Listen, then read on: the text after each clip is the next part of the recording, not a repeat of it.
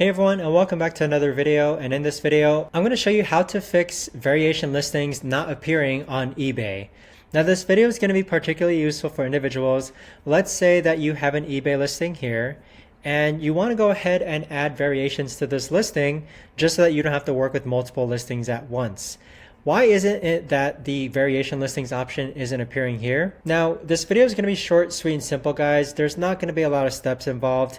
In order to actually get variation listings to appear here, what you need to do is go onto a listing, and then in the upper right hand corner, you want to click on these three dots and then click on settings.